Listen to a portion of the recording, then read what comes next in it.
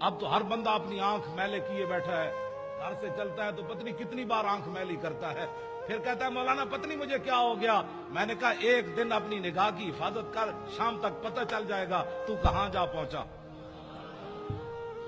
یہ کوئی معمولی بات نہیں ہے۔ انگریزوں کو پتہ تھا جب تک مسلمانوں کی آنکھیں میلی ہوتی رہے گی